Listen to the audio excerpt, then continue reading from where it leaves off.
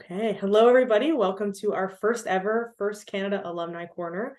I'm Jaylene. I'm kind of your host, but I'm going to throw it off to Namirah pretty quickly. But I am Jaylene Koszczewski. I am an alum of the First Robotics Competition, and I am currently the volunteer and alumni manager here at First Robotics Canada. So excited to give you opportunities to have these virtual coffee style chats. It's going to be very informal conversations with some of our alumni. Tonight we have Namirah, who's going to talk about admissions to US and schools so that you can learn about the process and see if it's something that you want to go on that adventure, or if Canadian schools is going to be a better fit for you. And we have a bunch more coming out, so keep an eye on our social media. Your mentors will also be getting our program updates with information as well for new ones that are coming up always. We are planning on doing one on Canadian universities, scholarships, entrepreneurship. There'll be some that are opportunities for you while you're in university and college. But we also just want to make sure that you know that the First Robotics Canada Alumni Network exists. We are here. You are more than just an alum of your team. You're an alum of our incredible community here. And this is just the beginning. Yeah, Namirah, it's really exciting. We are a huge group of people from all across Canada, and we are here to support each other. So there's lots of opportunities to stay connected. This is just one small piece.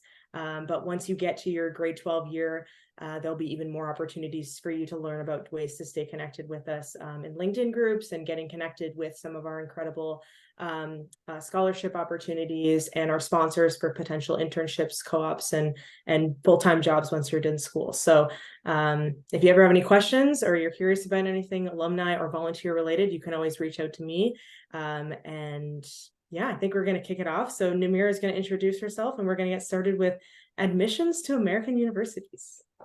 Oh, thank you so much, Jaylene. Just wanted to give a quick but huge shout out to Jaylene for doing such an incredible job with all her alumni outreach. I mean, I had reached out about this and sort of been like, oh, like maybe this could be a cool idea. And she's like, let's do it. And we just started talking about this and who we are. So thanks so much, Jaylene, for being amazing. We can get started. I have a little slide deck here, but I figured we would do some time for slides and then focus on really Q&A to really embrace that aspect of sort of coffee chats and leave it more intimate so that, you know, those who are here can answer questions. I think we have a couple of questions that were collected from before, and then that people who are watching could, you know, send questions later on too. So just to get started here, a bit about me is that my name is Namirah Quadir. I was on an FRC team from grades 10 to 12, and that was in Kingston, Ontario. Go 7480, the Machine Mavericks. I was focused on a bunch of things. We had a really small team, so we sort of get involved in all sorts of things, and I love that experience. But I'd say that my focus was probably on manufacturing and business in particular.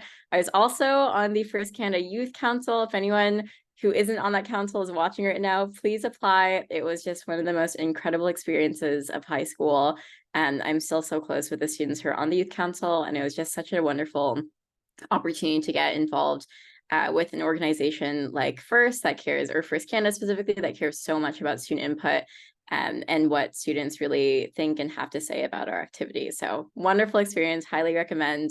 I know we just welcomed in our new cohort of youth council for this year, which is so exciting. And we just met them. We have like this whole group chat, but alas, I spend most of my life actually in the Greater Toronto area. So I lived there for around 15 years and then moved to Kingston in grade 10. And that's when I actually met and joined my FRC team. In high school, I was involved in a variety of extracurriculars. So I was in robotics, of course. I also did DECA, which is a business case competition. I was on my school student government. I was a student trustee for a school board. I ran my own nonprofit, and I was involved in all sorts of different things. And one sort of disclaimer here is that you will meet a lot of students who get into these schools who are also involved in a bunch of things. But one thing is that I never, ever, ever did anything in high school just for the sake of applications. Everything I did was, you know, just things that were really dear to me, activities that I was really passionate about. And I'm so grateful for that, because now coming to university, I've met a lot of students who had a really different path where they primarily or solely got involved in different extracurriculars because they thought it would boost their chances of getting into these schools. But then they get to university and they're like, I don't know what I'm passionate about. I don't know what I want to do with my career, my hobbies and interests. And so I'm really grateful for the Canadian system, actually, in some ways, because there isn't as much, I suppose, pressure there. But I was involved in a whole lot of different activities and had so much fun. Happy to chat about those later. And then in grade 12, I mean, I was always set on applying to Canadian schools, but I hadn't seriously considered American institutions until sometime in grade 11, and then really in grade 12 when I took the ACT. One thing that I didn't really mention here, because it's no longer required, is the process of writing either the SAT or the ACT. You might have heard these terms before. It's basically a standardized test. It has different sections based on like which one you take. One of them's shorter with more questions. That was the ACT. The other one's longer with fewer questions, but more reading. That's the SAT. I fell asleep writing an SAT practice test, so I decided to do the ACT instead, since it was just shorter and more fast-paced. But they both test on English, so reading comprehension, some things around grammar, if I recall correctly. There's a math section, and then science as well for the ACT, not the SAT, which is really just data analysis. You can look into those, but they're no longer required to apply to American universities. I think that requirement was waived the year that I actually applied, but I decided to just try them out anyway. So that I did in October of grade 12. And then I actually started working on my applications pretty late into grade 12, which wasn't the best idea, but I started those maybe around late November, early December. And I applied regular. I'll talk about regular versus early in a moment, but I applied regular, which meant that my applications were due in the very beginning of January or maybe the last day of December. I only applied to Harvard and Yale, and I'm super grateful to say that I was accepted to both. And now I'm at Harvard, where I'm studying neuroscience, but also taking courses in computer science, entrepreneurship, and some robotics-oriented courses as well, taking one called neuroengineering this semester, and that is totally because of my previous experience in robotics. So thank you, First Canada, for that. But we'll move on from me to why Harvard, which is a question that I got all the time. And I suppose this is a little bit about me, but hopefully it'll help inform your own decisions. Of course, in Canada, we have a number of incredible academic institutions, and I was super set on applying to Canadian schools. And I did actually apply to Canadian schools. It's not like I only applied to, Harvard and Yale. But these are a few of the reasons that I ended up choosing Harvard in the end. I applied sort of because I don't know. I was like, why not? Might as well apply, see how this goes. I had some encouragement from some people around me who were like, maybe you should apply and, just try it out. But I had no expectations whatsoever.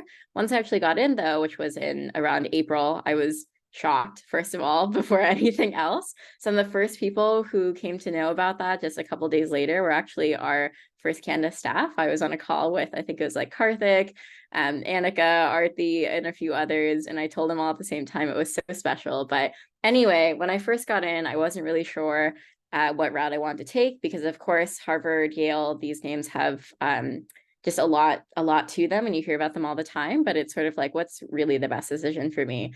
One of the biggest reasons about, why I chose Harvard was that I had no idea what I wanted to study. When I applied to Canadian schools, I applied to Queen's Commerce, I applied to Mac iBiomed, which is like biomedical. It's, the bio side and the engineering. I applied to UBC, I applied to McGill, to all sorts of different programs, health, engineering, biomed, commerce, you name it. So I really didn't know what I wanted to study. But the great thing about these schools is that you apply without a major, essentially, but you have like some sort of idea what you want to study. And then you don't actually declare a major, which is what it's called, until your second year. So I didn't declare my major until last fall. So my sophomore fall or second year fall.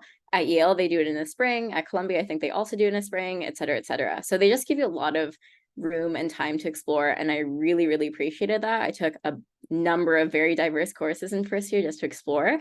And that's just something that you don't get to do at the vast majority of Canadian schools.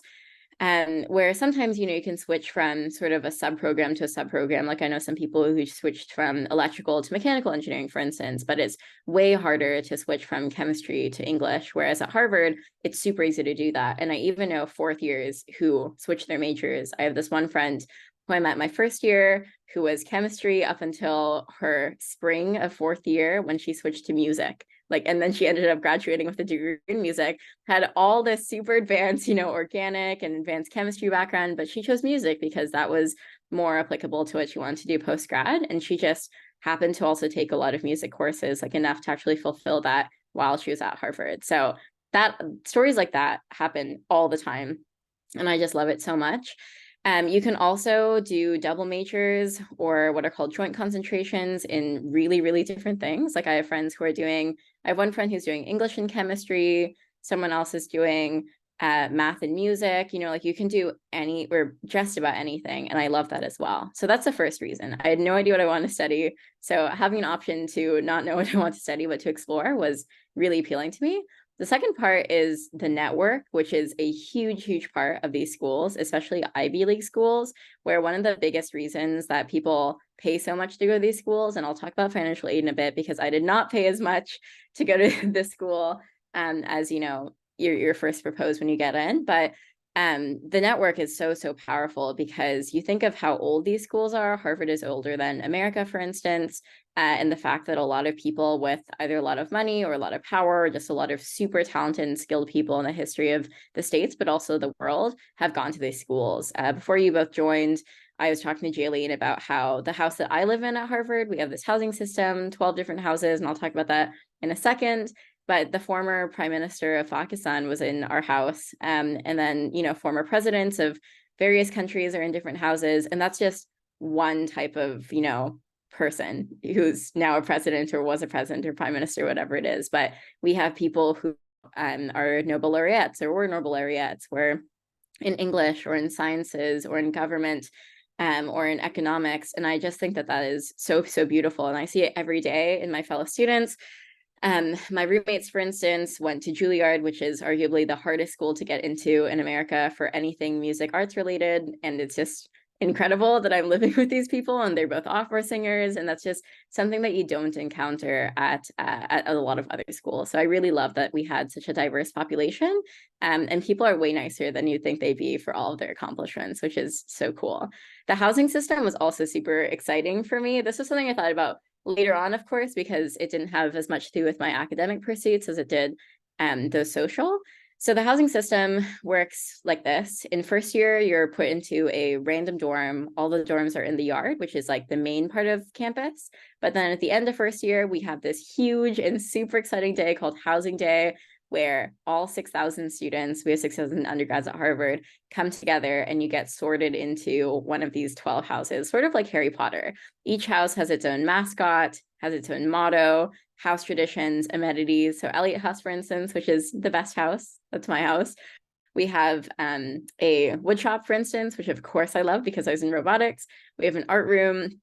We have a recording studio. Other houses might have a pottery studio, things like that. So it's just a really fun system, and Yale does something similar where they have residential colleges. And something that you'll find with a lot of these American schools is they have a ton of school pride, which is just so different from Canada. I know that some schools in Canada definitely have a lot of pride, like Western and Queens, for instance, but here people have house pride, but then they have a ton of school pride. They're like super competitive with other schools, and it's just sort of fun. Another reason that is more career related is that I knew that I was really interested in healthcare and also separately more interested in technology. Now I've realized I want to go into healthcare technology, also known as health tech. And Boston is a really, really great hub for that in the States, but also across the world. It's just known for that in general. You might find some places in California that are also known for that, but Boston is definitely a hub for a lot of biotech, health tech places. And we're also super close to MIT. Actually, this semester, I applied and got into a couple of courses at MIT. So I'm also taking those in addition to the ones I'm taking at Harvard. And that is just such a cool and surreal opportunity for me. I never ever thought, you know, first of all, I'd be taking courses at Harvard, but now I'm doing these at MIT too. And it's like, wow, like this is so cool. But it's also really wonderful because it's a very different group of students at MIT. And it's super exciting to be exposed to all the things that are being done there.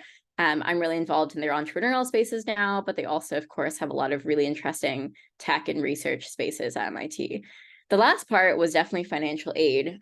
Some of you might have heard the price tags for, you know, going to school in the US, and I was really scared about those at first. And one of the reasons I only ended up applying to Harvard and Yale is that they're both very, very generous with international students in financial aid. So I'll talk about that a little bit later, but that was definitely one of my reasons because for a lot of students who are applying to these Ivy League schools, your tuition after financial aid, depending on, you know, your family's income and all sorts of other factors, will be very much comparable to what you would receive in Canada, if not less in some cases, which is also really cool. So to briefly go over the general process, a lot of this is online, but I figured I'd go over it anyway because I think there are a bunch of different moving parts and it can be a little bit confusing. But essentially, there are two different timelines. There's the early timeline and then the regular timeline. Early means that you're applying in November and then you're going to get a decision back in December, or you can apply a little earlier than November. It depends on the school. Regular means that you apply at the very, very beginning of January, or maybe it's like the very, very end of December, and then you hear back in April. So it's a very, very different timeline because this one, the early one, is of course a lot shorter. But there are perks to both. So for instance, with early, there's this thing called like early action versus early decision. I would encourage you to look more into that, but all that means is that there are some schools where if you apply to them early, it's a binding decision, which means if you get in, you are going to that school and you won't be able to apply to other American schools at least. And I'm not sure how it works, with the Canadian system too, but that's like the early decision process. I went with regular. I didn't actually know about early, and I was applying quite late, so regular seemed like the right decision for me. It's also the only decision available for me, but that's what I ended up doing. So there are a few components to the process. The first part is the Common App. You might have heard of the Common App or the Common Application. I'd encourage you to check out the website. It's super easy to make an account there. That is what is sent to every single school that you're applying to in the United States, or at least to my knowledge. And within the Common App, you have this essay that's also called like a personal statement or a personal essay. And this is one essay. They have some sort of topic. You choose from a list of, I think it's like 6 or 7 prompts or something of that nature. You choose from this list of prompts, and they're all super different. One of them could be something like, what does community mean to you? Another one could be, tell me about the biggest challenge you've ever faced. Another one could be, tell me about some books that you've read, et cetera, et cetera.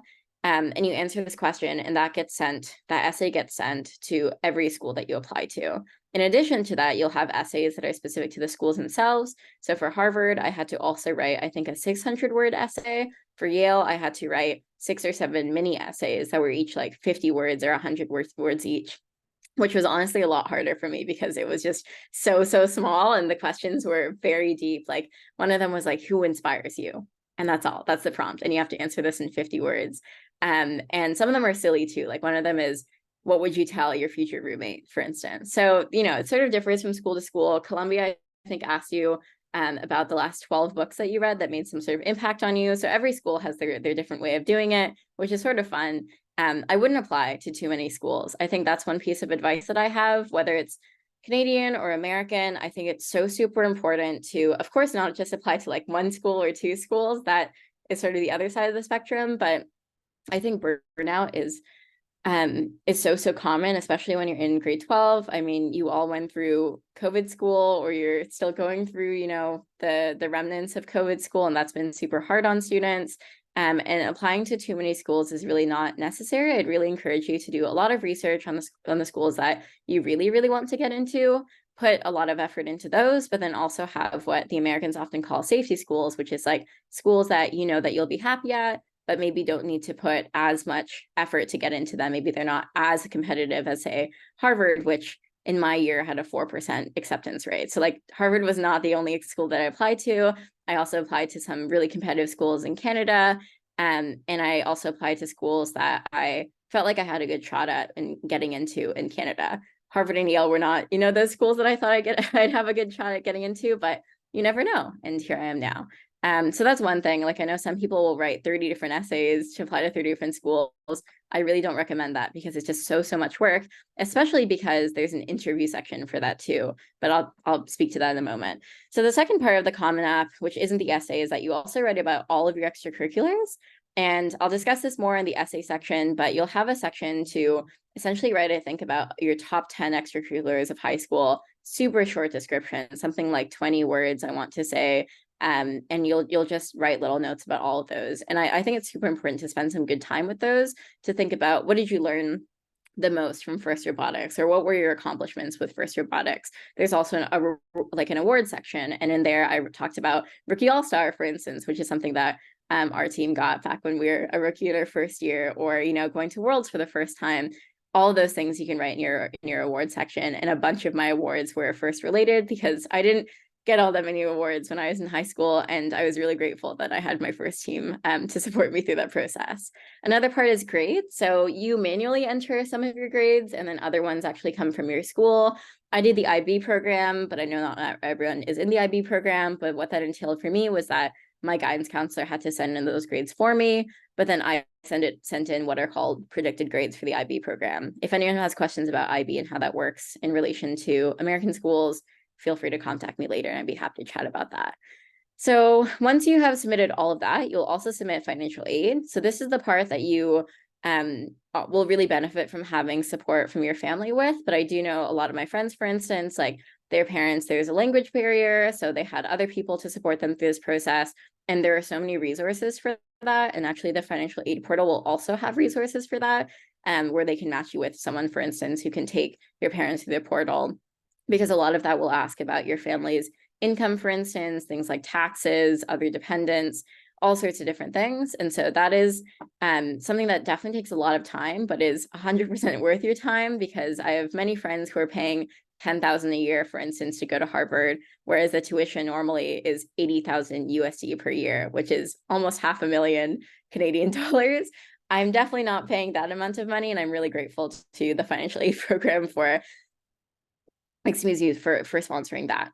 So then there are the interviews. I submitted, again, both my applications by the very beginning of January, and then I had both my Yale and Harvard applications towards the end of January. So it was in the same month, just a few weeks later.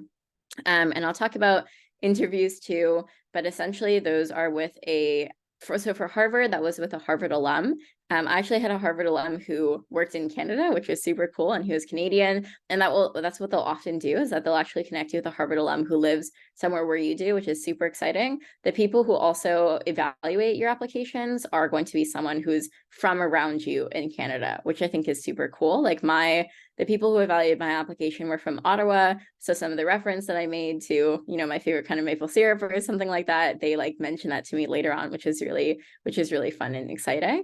So that's something nice about Harvard. I'm not sure if Yale does something similar in that sense, but I know that their interviews are usually with current Yale undergraduates. So mine was with a fourth year at Yale. And it was a fun interview. They ask, generic questions, but then they also might ask you some questions that you really have to think about. I know for some people in interviews, look at sort of like just out of this world questions, like prove that Santa Claus is real, for instance, or something along those lines. I did not get any of those questions, but I'll talk a bit more about the questions that I got. And then decisions, of course, as I mentioned, come out early in December for the early program, and then regular would be in April. I think it was like April 6th or something. Alrighty, now on to essay writing tips. I figured we could just move questions, like have questions at the very end, if that's okay, Shivani and Daniel, and Jaylene, if you have any, that just might be a little bit easier. So if you have questions, please note them down so that we can get to them in the end. But for essay writing tips, I just want to keep it super short and simple. These are the 3 biggest tips that I got, or, whether from talking to people or just watching YouTube videos or whatever it was with writing essays. And this is something that I applied not only to my US admissions essays, but to all of my essays, for scholarships in Canada, for the first Canada scholarship that I got in Canada as well, just like absolutely everything. The first one that you'll hear all the time is show, not tell, which is, instead of listing a bunch of accomplishments, like let's say Shivani, you won Rookie All-Star, and then you also got on Dean's List, and you also got this and this and this and this. Instead of listing all of those, because they can see those anyway in your Common App, show them what you've accomplished rather, or show them how you've grown through something, how you've encountered a channel or a challenge rather, and show them through a story. That's super duper important, like to tell a story about something that you've experienced, because again, they have the list of extracurriculars, they have the list of awards. You don't need to spit those out again and bring attention to them. But you can focus on 1 or 2 experiences that have really had a profound impact on you, just something that you really want to share with the people who are reading your application. So show, not tell is super important. Stories are a great way to share something important about you.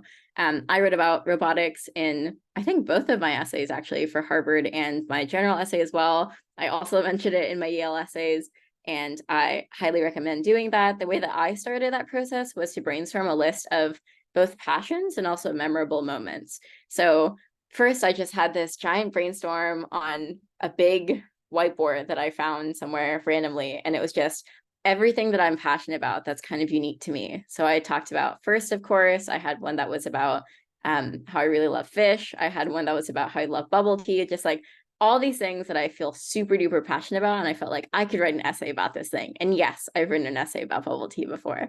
Those were not my admissions essays though. That's the first thing that I do. And then you can start working through those, like, oh, like how do I tie FIRST robotics, for instance, to my interest in supporting other women in STEM?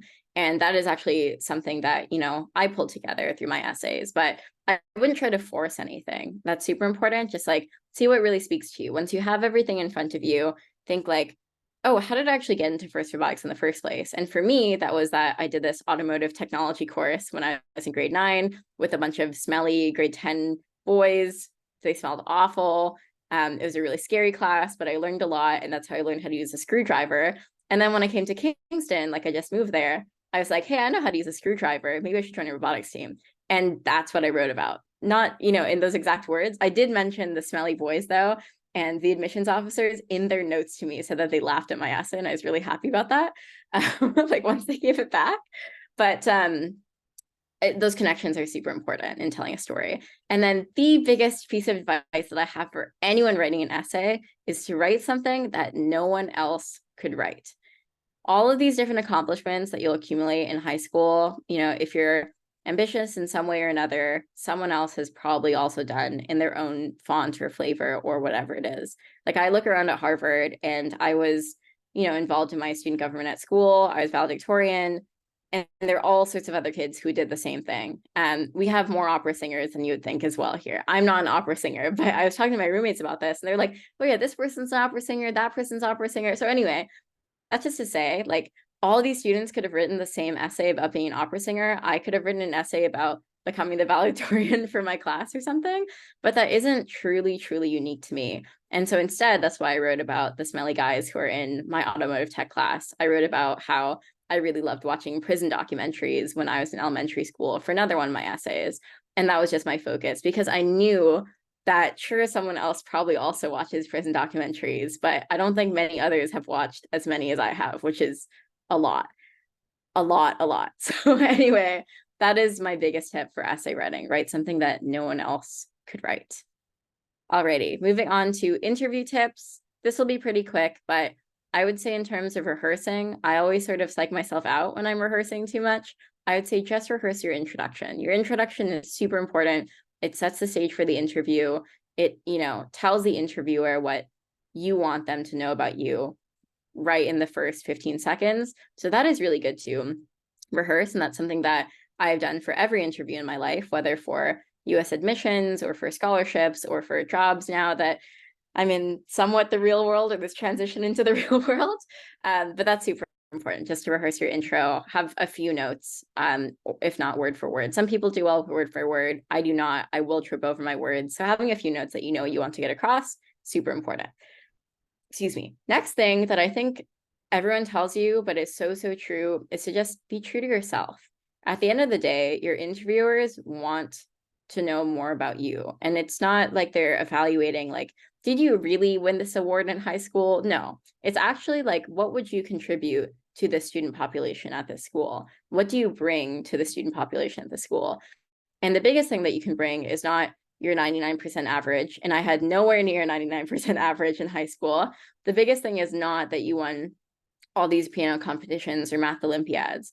It is more about your personality, what you believe in, what you feel passionate about, what makes you smile at the end of the day, what makes you cry at the end of the day. And these are all different things that are super important to think about and reflect just more generally, like not thinking about interviews. I think it's super healthy for us to all think about, what am I really truly passionate about? What do I want to dedicate my career, my life to? How do I want to make it a difference? And if you think about those things, I think they'll come out pretty naturally in your interview. So try to be true to yourself. Don't say something just because you think that that's the answer that they're looking for, because chances are that answer will be what a ton of other students will say, because it's like the rehearsed answer and not something that's your answer. The last thing is definitely think of your first experiences. I would highly encourage any person who's, Shivani, Daniel, you're here now, but also all the people who are viewing this later on in the future, write a list of all of your first experiences and the skills that you gained from them. And you will easily think of at least 10, if not 25, if not 50, if not 100. And I'm not even exaggerating there, because there are so many things that you learn through first, whether it's working with a team of people who, you know, might not be the nicest team of people. They might not be the friendliest team of people. They might not be the best smelling team of people, but you've learned how to work with a team of people. And that is a critical skill that so many others do not develop in high school, and is so important to once you get to university, once you start working, or go to college and get different technical skills. Super important. Technical skills also, like, you know, using a screwdriver, that is something that's a super valuable first experience. I mean, I've been doing little dorm renos all around my dorm for the past 3 years, and I wouldn't have those experiences if I wasn't so comfortable, you know, hitting a nail on its head with a hammer. And that's something that I learned back in first. Or like, I'm not really using power tools on a daily basis now, but it's still a super important technical skill. And that's the reason that I've gotten into some of my classes, whether at Harvard or at MIT. It's like, because I've been able to pitch those skills in a way that's conducive to that. Another one is collaboration, which I mentioned, initiative, problem solving. Just take 5 minutes even to think of all your first experiences and all that you gained from those, and those will go so far in your interviews. We are sort of nearing the end, but just super duper quickly, financial aid is super important. Harvard covers up to 100% of tuition costs, and they are sort of unique in this. I think there are a couple other schools that do this, but Harvard does have a lot of money. So thank you, Harvard donors. But families with incomes below 75,000 USD annually don't have to pay anything in terms of tuition. And that's, you know, that's a lot of students who are at Harvard. I think something like 55% of students in my class at Harvard are receiving some form of financial aid. So it is quite a few students. And I'd also encourage you to research different schools to check out aid for international students specifically, because that is very different from what domestic students will receive as, you know, kids who are studying in America. And then there's also the process of need blind versus need aware. Some schools, they actually will take into the account the fact that you're applying for financial aid into the admissions process. Harvard is not like that. Yale is also not like that. But I think Stanford, for instance, is what's called need aware, which means that they know how much financial aid that you're applying for when you're applying to these schools. So that's something to maybe take into consideration depending on, you know, what your status is with financial aid. But I'd highly recommend, like, do not throw these options out the door just because they have really expensive price tags. And I'm really glad that I didn't do that, because I ended up getting a financial aid package that gratefully worked for me and my family. And that's why I'm here. Alrighty. Last thing, I think that's the last thing, or second to last. Yes, last thing is that networking is the biggest thing of these schools. But being in First Canada and being in First generally, you have an incredible network. And honestly, truly, after talking to hundreds, if not thousands of students at these schools in the past few years, it's one of the best networks really in the world that you can get into when you're in high school. So you're already at a huge advantage being in this network. And I'd super encourage you to hop onto LinkedIn, search up a company that you're interested in, and chances are you will see someone who had a first robotics experience. And that has happened to me many times, especially in Boston. I've met many first alumni who are students, who are even professors, who are, you know, working at labs that I'm interested in. I've reached out to them. I'd say, hey, you know, we had the same struggles back when we were in grade 11. Would you be free for a coffee chat to talk about your experience? And it works. Like, it's just such a super useful skill, whether you are looking to get connected with someone like me who's in university, or someone amazing like Jaylene, who is past university but is now working in a really great job that maybe you are interested in pursuing someday. Always just reach out to people in places you'd like to be, and chances are there will be a firster who is in one of those places. And it's just like such an instant bonding experience when I meet someone in the States. Like, I was in Maine a few months ago just for the summer visiting, and I saw this guy who was wearing a first. I knew it was a first sweater, and I stopped him in line for a lobster rolls or something, and I was like, you were on the first team. And it was just so funny because we just instantly bonded. And he's now visiting Boston in a month or so, and we're going to get coffee and I'll show him campus. So firsters are everywhere, and I really encourage you to take advantage of the amazing network that you have, especially with First Canada, because I'm not biased at all, not biased, but it's the best branch of First anywhere. So that is the end of my presentation here. And now we can open it up to Q&A. I'll send it back to Jaylene to manage this part. And I see that Karthik has just joined. Hi, Karthik. Hello. I figured I would just drop in, see how things are going. Say hi. Oh, yay. Yes, thank you so much, Namirah. That was fantastic. I wish I had this when I was in grade 11 or 12, because I probably would have applied. This fantastic tips and going through all the opportunities that are there and that are unique to Harvard, but also unique just to the American schools, and the culture and the opportunities there is it's incredible. And thank you for sharing all of that and coming on today. I will open it up now if anyone has any questions. Or Karthik, I don't know if you have questions. You just hopped on. Namirah did a fantastic presentation. But yeah, go ahead. You can in the chat, or you can unmute, totally casual. So go for it. Yeah, I actually have a question. Yeah. So, you mentioned something about the IB program, and I got into that twice, but I had to turn it down both times just because I go to a small country school and we have a robotics team, 87, 89. Do you think that like the IB program would have given me a bigger advantage? Because right now at the country school I'm in, I get a lot more opportunities, I would say, because we're a really small school versus the IB school that I applied to, which has like I believe 1,000 students. Um, and right now we have 500 students at my school. So do you think that kind of gave you an advantage during the admissions process at all? I think that's a great question. I am not an admissions officer, so I take my words with a grain of salt, but just from what I've, heard from talking to other students and also my own admissions officers is that one of the ways in which they evaluate you is to make sure that you've taken the hardest classes that are available at your school. So that is specific to you, like your school and the other students who are in your school. And then the other way in which they might evaluate you is to look at you versus the other students who are sort of in your region. And so when they're looking at what you've accomplished, for instance, if you go to a smaller school and you're sort of a big fish in a small pond, as the saying goes, you've done a lot of really wonderful things in that small school, then they will definitely take that into account.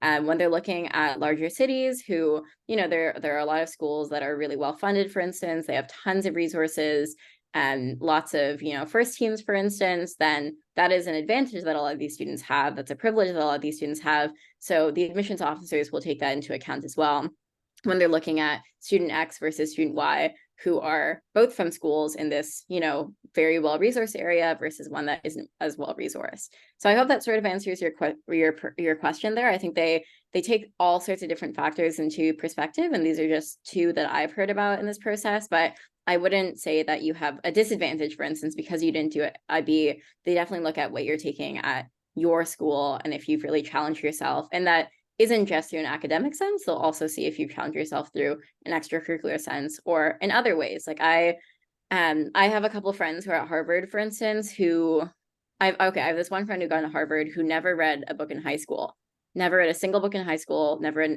wrote an essay in high school. And that's because she went to a very, very under-resourced school in Idaho where their English program didn't even have an actual English teacher. They had a geo teacher who was teaching English essentially, and the school couldn't afford books for the students. So they never really learned how to write essays. And you sort of think how did a student who can't write an essay get into Harvard? But the thing is that they look at all sorts of different factors. And she had a lot of really amazing things that she did, not just despite those opportunities or lack of opportunities, but because of them. And that was, I'm sure, really inspiring. And I'm sure that led to a lot of the decisions that took place that led to her actually coming to Harvard. So that is sort of, one extreme example, but there are lots of different students from very, very different backgrounds who get into these schools. Mm-hmm. All right, thank you. I have a few more questions, but I can wait if anyone else has.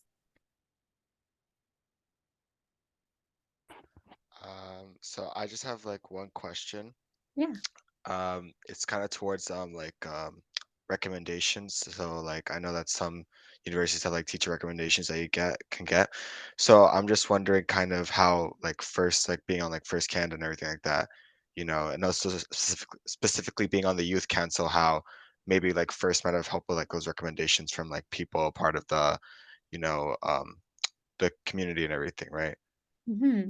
Thank you so much for asking that question, Daniel. And especially because I didn't mention that in the part of the Common App, but that is one aspect of it. It's getting recommendations from teachers specifically. I think it has to be teachers. I think for some of the specific schools, you could get a community related individual or mentor, but I think for at least the Common App, I want to say it's just teachers.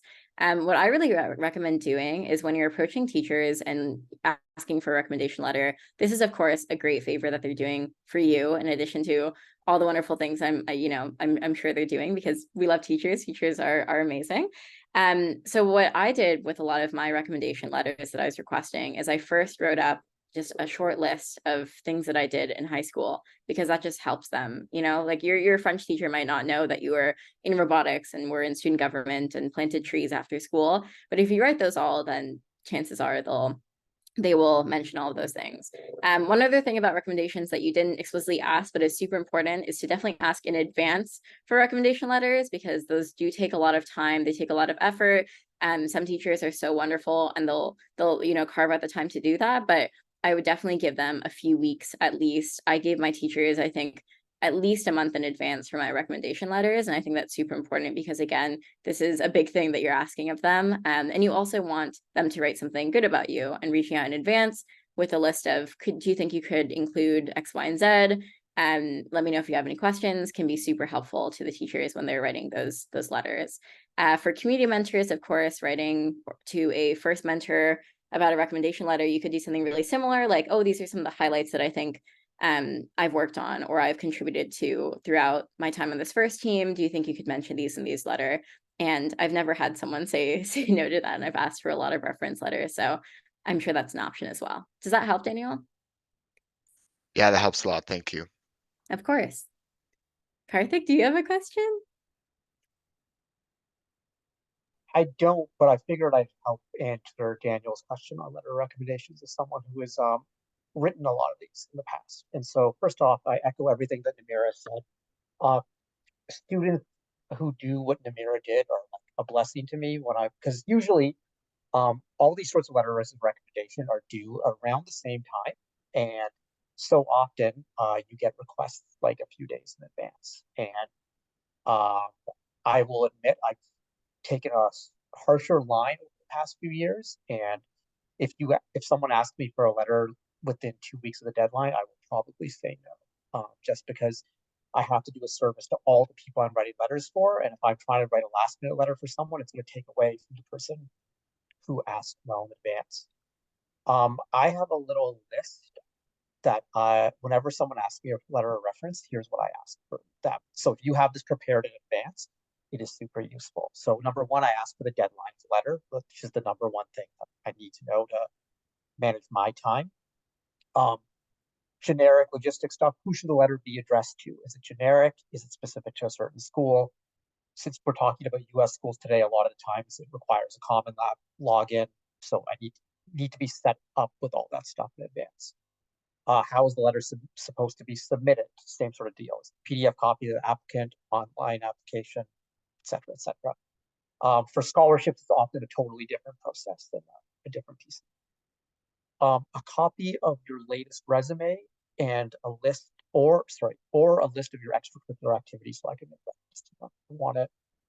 I may know you through your involvement first, and that's pretty much all I'm going to talk about.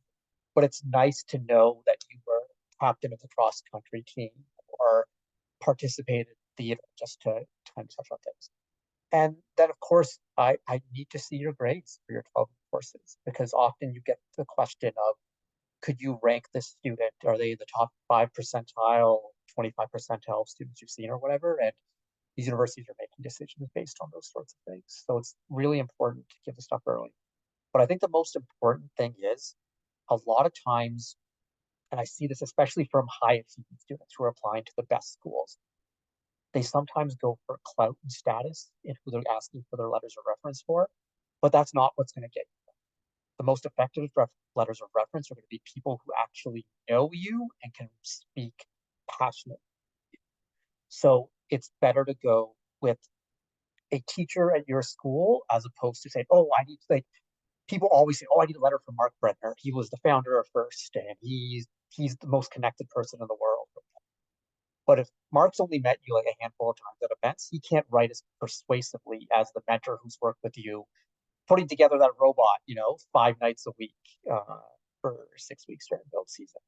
So I think it's important to really try and reach out to people who know you the best and are going to get excited about writing letters. And Namirah, I don't think I ever did one for you, but I know I did one for like many of that generation of the youth council. And there were some people I was just like, yeah, the heck, I'll write a letter about her. I'll go fight a million soldiers for her. Like, she's just so amazing. I want to make sure if he gets it, I'm super invested in that or whatever. I had a student once write to me asking for a letter of recommendation to MIT, and I didn't even know who the student was. And then he said, I took it upon myself to write a letter on your behalf, and all you'll have to do is sign it. And in here he wrote, he goes, I'm sorry, I'm trying not to say the person's name because I don't want to identify him. He goes, but he basically says, let's say the person's name was Namirah. He goes, Namirah Quadir is the most inspirational student I have met and the best student of all time. I was just like, the gall. I was stunned, so it's coming at this with a little bit of humility, but make it easier for the person who's you're asking. Those are really all good pointers. I would not recommend that that last method whatsoever. A list, a resume of things that you've done or things that you're involved in are super useful, but definitely not a pre-written letter.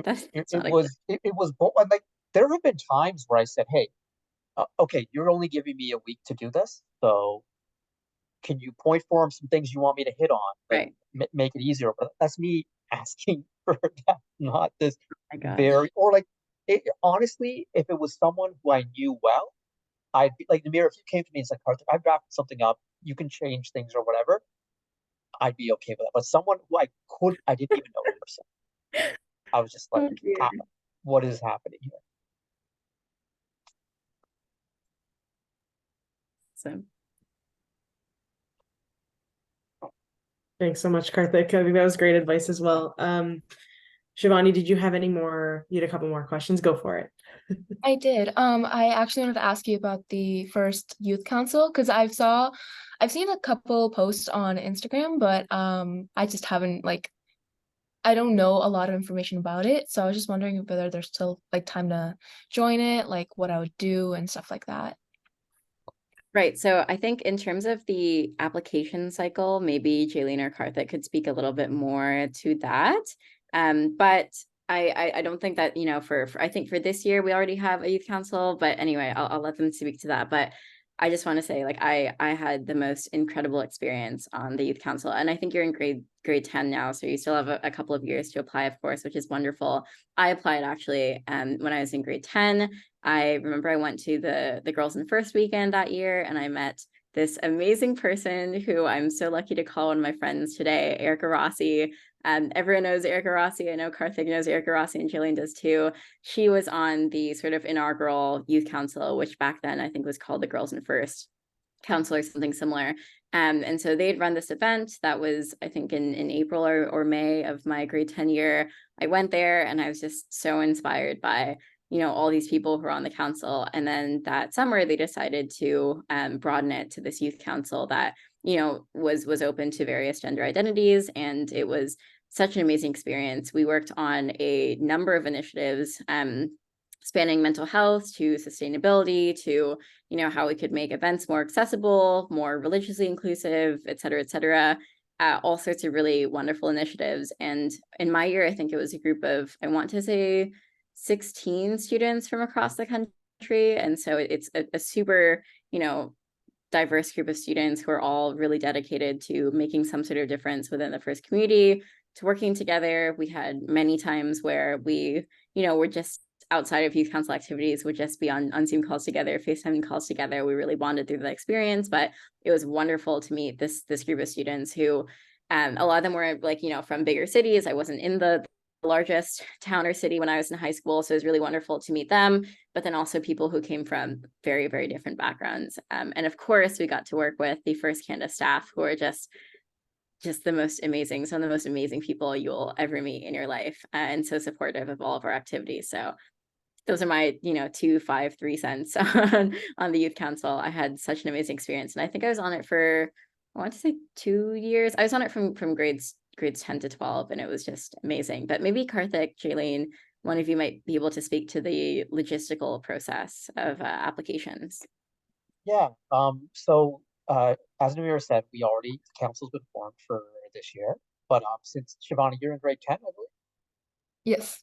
Okay, so applications will go out probably in May or June at the end of this year. That'll be for the 2024-25 council, and you'll be able to apply at that time. And so I strongly recommend you apply. So for all the, I don't need to restate. Namirah just said everything there. It's a fabulous opportunity, but also an opportunity you should look into. We're going to be posting about it soon on our social media. Is the First Canada Summit. So last year, typically for the last few years, the last couple of years at least, it's been done at the end of the school year. But one year when Namirah was in high school, we did it in the fall. So we will be doing it again in the fall. It's going to be November 18th. And you should definitely sign up for that, because that's where you'll meet some of the members of the current youth council, see what it's like.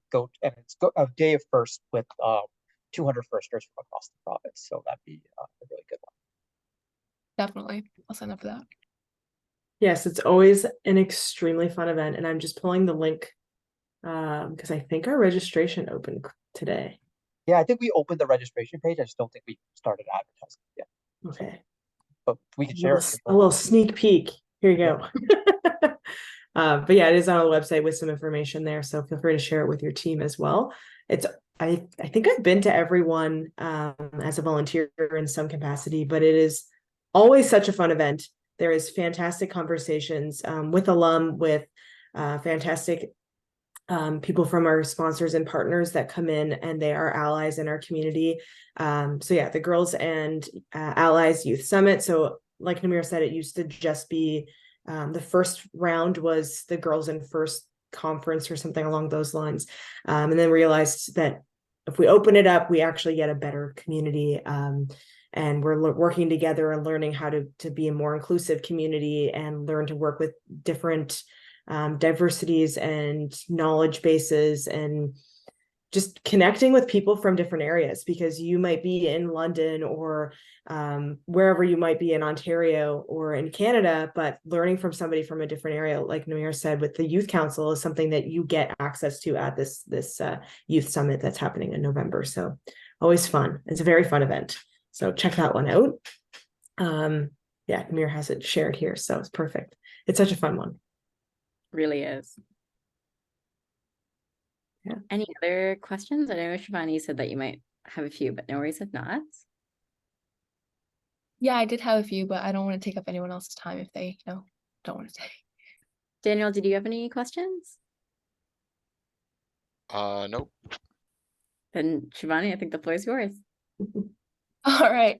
I'm just really interested in, you said you started a nonprofit, and that's something I've kind of trying to navigate around. I volunteer for BGC, the Boys and Girls Club, a lot, and they're a nonprofit. And I brought a robotics program to them because of my experience with FIRST and everything. But I've also been wanting to do kind of like a nonprofit that isn't linked to anything, but like to made for my own merits. And I was just wondering like how you got started with that process, like who helped you and stuff like that. Great question. And first of all, congrats on your work. Huge props to everything that you've done with the BGC, and especially bring your robotics to them. I think that's so wonderful. The summer before, I think my grade 12 year, or maybe it was the summer before I came to university, I got to do these summer camps with FIRST Robotics that were virtual because of COVID, but they were just so amazing. And it's always so wonderful to interact with younger people and bring robotics to them, even if I didn't think I had all that much experience, but it was great. Besides that, I started doing volunteer work with nonprofits when I was around your age, I think like 14 or 15 in high school. And the first one that I sort of started myself was a branch out of another one that was focused on promoting mental health and taking care of yourself within a very competitive and just cutthroat part of the GTA that I lived in, Greater Toronto area that I lived in back when I was early on in high school. And so that was something that I co-founded with someone else. And we, our goals were to, create different events and different opportunities for students to meet and really put out the time to actually just focus on their mental health and have really wonderful conversations, be connected to local resources and also things like helplines, for instance, and more national resources, virtual ones, in-person ones, and really just to reduce the stigma around mental health, because that definitely was not as easy of a term to talk about as it is now. And it still is a very hard term to really wrap our heads around. And I think a lot of people are still trying to figure out how to talk about this in places like university campuses, high schools, workplace, wherever. But it was a really wonderful initiative. And so I was with that for about a year or so. And then that's when I moved to Kingston. So then I wasn't involved in that anymore. The nonprofit that I spent most of my time with back in high school was called Project Northern Lights. And I actually joined them back when I was in grade 11. COVID hit and it felt like my world just shut down. I think that Friday, it was Friday the 13th, we were supposed to go to our first competition of the robotic season, but then it was canceled as we were packing that morning after some people on our team had spent 2 all-nighters in a row working on the robot. So that was canceled that day. I was also in DECA, which is this business case competition, and it was the first time I'd ever qualified for internationals. That was also canceled the day before, I think on the Thursday, and I was just really, really sad. And a way for me to really navigate that kind of sadness and feeling like I couldn't do anything was to try to find some small way in which I could contribute to this fight against this disease, this illness that we were hearing about. What is COVID-19? Back then we were wondering. And it was such an unknown thing. I came across this Facebook ad that was advertising for a small grassroots group of volunteers in Toronto who were printing face shields and then sending them out to people in homeless shelters. And they're looking for a graphic designer. I had a bit of experience in graphic design, which was admittedly just Canva at the time and, scribbling in a notebook and whatnot. But I applied to it, I got in. And pretty soon I got involved in other parts of the organization. So instead of just doing graphic design, I started to chat with some of the people who are leading the organization who were nowhere near my age. I was 17. They're well into their careers at this point, but some of them had recently lost their jobs or they're trying to figure out what they could do with COVID. Really amazing core group there. So I started talking to them about how we could expand this more, and I got involved with outreach. So instead of just printing out face shields with these hobbyist makers who had 3D printers at home, I sort of suggested, I think one of the first things I suggested was why don't we reach out to nail salons and hair salons, because they have things like gloves, for instance, they have hand sanitizer that they might donate. So through a bunch of these different things, I just got more and more involved in outreach. And then the sort of supply chain that we had built in Toronto, I replicated in Kingston, which is where I was living at the time, and then in other parts of Canada. And I was sort of promoted to what was called a capacity building lead. And then a few months later, so I first joined in around March. And then in September, they promoted me to president of the organization. So then I ran that for around 2 years. And it was really wonderful. At our peak, we had something like 300 volunteers who are from Canada, but also the US. Some people were from France, some people are from Indonesia, working remotely, just all these people trying to make a difference because they, for whatever reason, weren't able to go to work, might have lost their jobs, or just looking for something to do. So it was a really amazing experience. And that is how I got super interested in the nonprofit sector and entrepreneurship at large, just thinking about how a group of small but really dedicated people can make a tremendous difference. And recently in university, I've also explored startups. So I've been working with startups the past couple of years during the summer. I also kind of started that work when I was in high school. I think I had reached out to a startup and asked to do some free internship work for them just to sort of explore it. And it's been a really wonderful experience. I've learned a lot. That being said, going to one of your original questions about starting your own nonprofit, I think Harvard especially is a place where a lot of people who are interested in entrepreneurship feel a lot of pressure to start their own thing. And I think a lot of people as well in high school who are thinking of applying to these universities might feel like they need to start their own thing in order to get into one of these schools or get all the recognition. And I don't think that's necessarily true. I think you can work with a really small group that doesn't have a big name, that isn't of your own creation, where you're doing some really amazing things. And as long as you're talking about those amazing things, you're making connections with people who can speak to your experiences, that will go so super far. And chances are, when we were starting that mental health nonprofit, the reason that we ended up dissolving it later was we realized there was another youth-run mental health nonprofit in the GTA. And we were like, well, what's the point of doing two separate things? Let's just join them. And And that was a really wonderful initiative for us. We got super involved with their work and promoted, got like a lot of our friends and connections to join the things that they were doing. And that ended up being so much more rewarding than putting a lot of time and effort into starting our own thing, maybe for the purpose of merit or maybe for the purpose of trying to make a difference in our own way.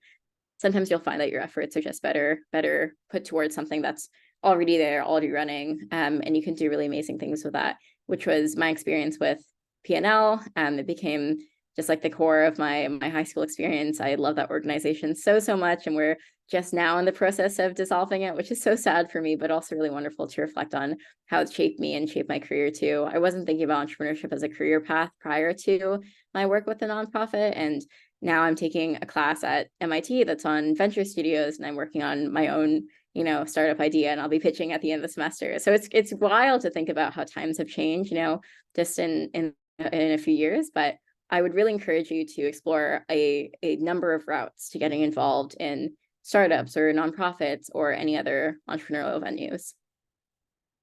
Thank you. Yeah, of course. Hey, do we have any other questions?